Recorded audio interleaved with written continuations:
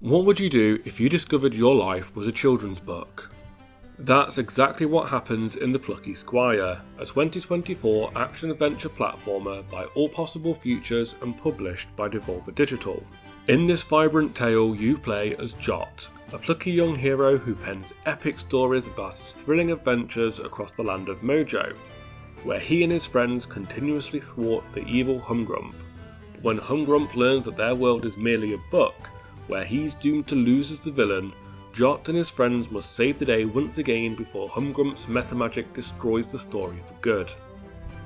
The Plucky Squire blends a colourful storybook aesthetic with a funny meta-narrative that makes the most of its storytelling power. The storybook segments are 2D, filled with puzzles and narrative charm, while the real-world sections switch to 3D, opening up platforming-based gameplay.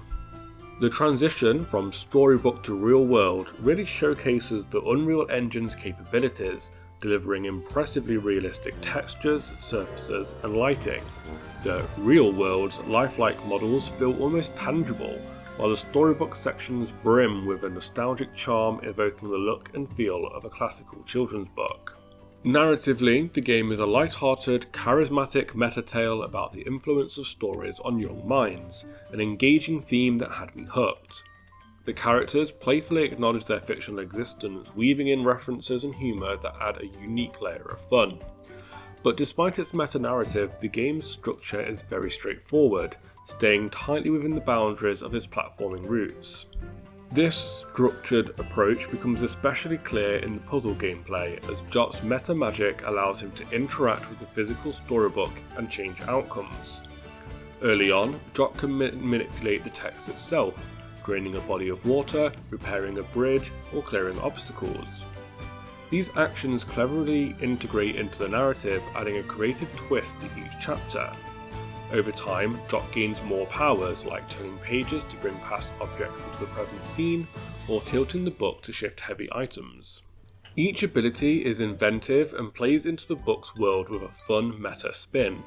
However, with many of these abilities mainly appearing in the chapters they're introduced, the puzzle's design doesn't quite build upon earlier mechanics. For me, this structure meant that the puzzles, whilst imaginative, didn't fully grow in complexity or challenge over time, missing an opportunity for layered problem solving. Later in the game, I found myself experimenting with Jot's abilities to see how they might interact in different puzzles. Unfortunately, interactions with the book, like turning pages or tilting it, occasionally led to issues, with Jot becoming stuck. When this happened, I'd have to reload, losing progress in that chapter. Still, the Plucky Squire is a genuinely enjoyable experience. The characters are memorable, the plot is simple yet charming, and the soundtrack, especially with Moonbeard's techno beats, stayed with me long after playing. The game took risks with fresh, innovative ideas, and credit is due, it mostly paid off. But in my view, the Plucky Squire doesn't fully flesh out its concepts, feeling more like an incredible proof of concept or tech demo, showcasing what the engine is capable and what the gameplay style are capable of. I sincerely do hope that the team gets a shot at a sequel to explore these ideas further. For a final rating, I find myself in a bit of a pickle. I loved the game and its promise, but I finished with a sense that it underdelivered on what the early gameplay teased. So I'd rate it a 7 out of 10.